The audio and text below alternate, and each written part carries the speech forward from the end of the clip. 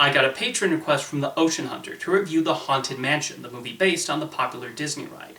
If ever there was a film that was an example of a missed opportunity, this absolutely falls into that category. There's so much potential in making a fun movie based on that attraction, and the ingredients were certainly there. It was directed by Rob Minkoff, who was a very good director, and it was produced by Don Hahn, who was a great producer. And yet it fell incredibly short of being a satisfying adaptation or even a solid film in its own right, in my opinion. I do want to start with the positives, one of which is that this is a great looking film. The production designers did a really good job of putting together a mansion that is clearly inspired by the different versions of the Haunted Mansion ride, but still feels unique to this movie. You can definitely tell that many people involved in the production, including Minkoff, have a lot of affection for the ride. I brought this up in my video about Minkoff a few months ago, but if you watch the behind-the-scenes featurettes on the movie, you can see how much care they put into something that represented the ride. There are three particularly good scenes I want to praise. The first is the opening title sequence, which starts the film off on such a perfect note. It sets up what the mansion was like before it was populated with ghosts, and has such a good atmosphere, not to mention a really fitting musical theme by Mark Mancina. The second is a part where the main characters are going through a graveyard. The concept of these ghosts having to do the same actions over and over again, like the ones on the ride, is so inspired, and it's a really well put together scene on the part of Minkoff and the visual effects team. The third is a scene with a bunch of skeleton zombies that attack the leads. It's got that combination of fun, inventive, and spooky that has made the Haunted Mansion such an enduring ride. Oh, and Rick Baker was responsible for those zombies, so of course they look fantastic. So there's certainly things to admire in this movie. Unfortunately, there's the rest of it.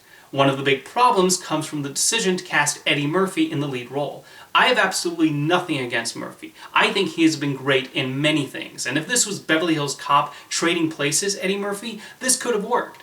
Unfortunately, the Eddie Murphy we see in the Haunted Mansion is the one from Dr. Dolittle and Daddy Daycare. The lines he's given are not exactly funny on the page to begin with, but he does not do much to elevate them. I actually struggle to remember any funny parts in this supposed comedy. It does not help that the Haunted Mansion utilizes the workaholic parent plot, and if you've been watching me long enough, you already know I'm not the biggest fan of that storytelling device, and this film includes many of the problems I have with that trope. The family is annoyed with Murphy's character, Jim Evers, because he's so interested and focused on selling houses. Maybe he's constantly thinking about how to sell houses because he's a real estate agent, and that's what's putting food on your table. Jim is actually shown to care a lot about his family and frequently tries to finish up with clients as quickly as possible so he can return home and spend time with his wife and children. He is even the one to suggest they go away on a weekend trip together. He is not a bad father at all, and yet we, the audience, is supposed to find him one for the flimsiest of reasons. It does not help that I find his family to be boring, and unfortunately we have to spend a good deal of time with them as they wander through the mansion in their own little subplots. The story itself leaves a lot to be desired, and we don't see that many ghosts either. This is supposed to be a mansion filled with them, 999 to be exact.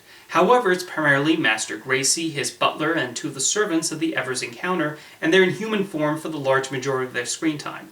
There's also Madame Leota, the lady in the crystal ball. Aside from that graveyard scene I mentioned, we don't really get to see many of the other ones. The movie is very much betrayed by the story they chose to do, which makes for a plotting and unfunny experience, again despite how handsomely mounted the whole thing is. Although the creative decision I found the most confusing was the choice of end credit song.